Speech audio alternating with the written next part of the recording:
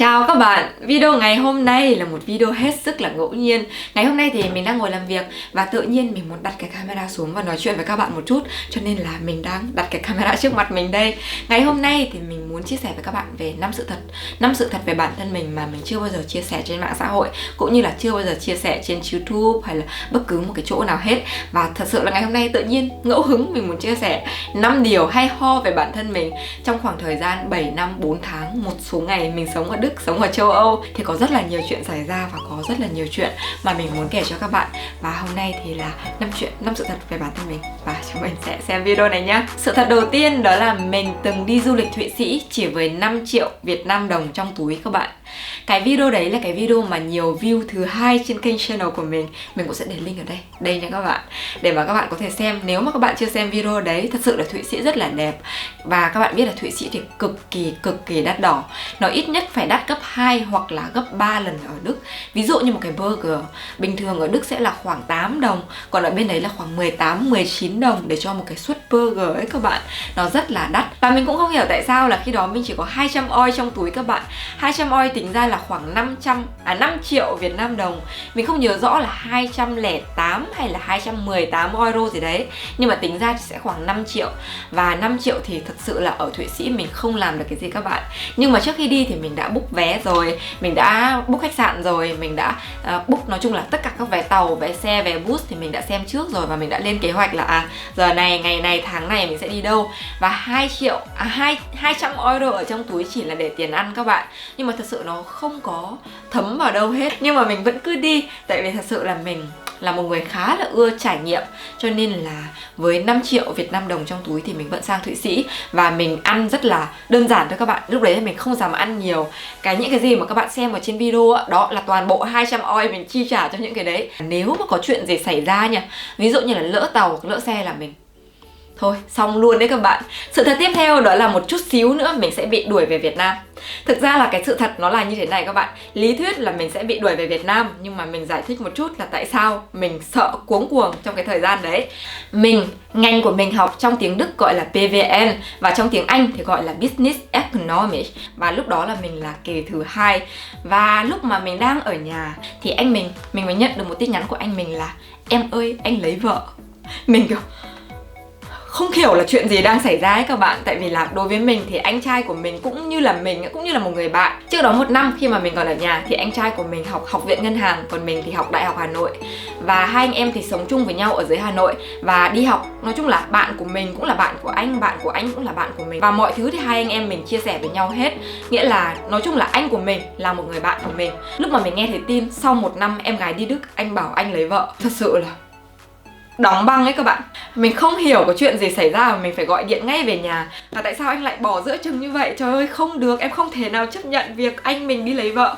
Mình cảm thấy cái chuyện đấy là một cái chuyện gì đấy nó quá xa xỉ. Chắc là mình nghĩ là trong vòng 10 năm tới mình mới nghe được cái tin đấy. Mà không ngờ sau khi mà mình đi Đức được 1 năm thì anh mình lấy vợ. Tại vì là chị dâu của mình có bầu. Và lúc mà mình nghe cái tin đấy thì mình rất là choáng. Và anh mình thì tại vì là chị mình có bầu cho nên là khoảng 1-2 tháng sau đó thì hai anh chị cưới. Thì cái lúc mà mình thi á, thì cái lúc mà anh mình cưới á thì vào đúng cái kỳ thi của mình. Và mình phải xin giấy ốm, nghĩa là về Việt Nam nói là mẹ mình ốm. Sau đó thì scan, gọi là gửi cái bản tiếng Anh sang cho họ. Và họ chấp nhận là mình được về Việt Nam, chứ họ không đánh mình trượt. Mình về Việt Nam và ăn cưới anh mình ở nhà 1,5 tháng, mình nhớ là 1,5 tháng thì phải, để mà ăn cưới anh trai mình. Và khi mà mình quay lại thì cái kỳ 3 của mình đã qua rồi. Và mình không hề biết là khi mà bạn ở trong kỳ 4 thì tất cả các môn ở kỳ 1 bạn phải qua hết. Nếu không là bạn sẽ nhận được cái giấy đuổi học của trường. Và lúc đó mình mới tá hỏa các bạn. Trời ơi, kỳ 1 mình chưa thi xong, kỳ 2 mình chưa thi xong, kỳ 3 còn chưa thi môn nào. Vậy làm sao mà kỳ 4 mình có thể dồn tất cả để mà thi được? Mình không thể nào mà làm chuyện đó được. Và nếu mà mình không thể thi được thì mời bạn về Việt Nam, mời anh chị mua vé máy bay và về Việt Nam. Cho nên là mình rất là sợ. Nhưng mà các bạn biết không, cái kỳ đó mình học gọi là học, nói đúng ra là học như trâu như chó. Và mình đã đỗ được 11 môn. Và đó là một điều gọi là kinh khủng. Khi mà mình chia sẻ với các bạn của mình, mấy bạn Đức mà chơi với mình lúc mà mình học đại học á, thì các bạn ấy bảo thật sự là không thể nào mà tin nổi. Nhưng mà mình bảo là ok, mình sẽ phải quyết tâm một lần, hoặc là về hoặc là ở, thì chắc chắn là mình phải quyết tâm hết sức. Và các bạn biết không, mình đỗ 11 môn trong vòng 1 kỳ. Và sau đó mình thấy rất là kiểu sung sướng ấy các bạn, và cảm thấy rất là phục mình, không ngờ mà mình có thể làm được điều đó.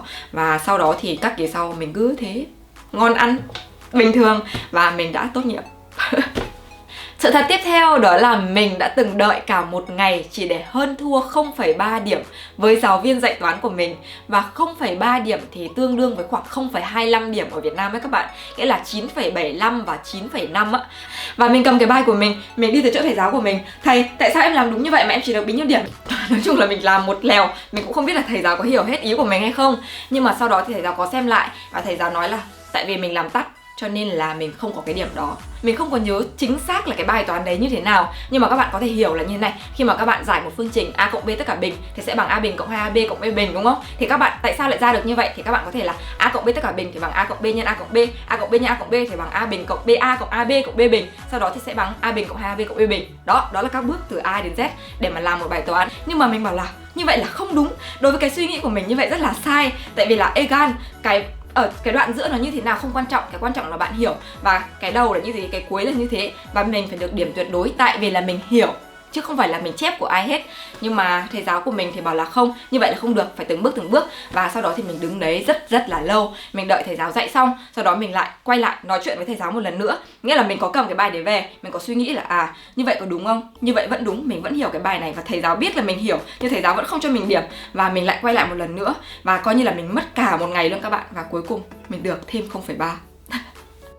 Nhưng mà sau đó thì mình cảm thấy rất là thoải mái, tại vì là thầy giáo cũng hiểu mình và không phải là mình chép bài ở đâu hết, mà đó là bài của mình và đó là cái kết quả của mình, và mình cảm thấy rất là mãn nguyện. Sự thật tiếp theo đó là mình tí nữa thì trượt môn Informatics lúc mà mình học dự bị đại học.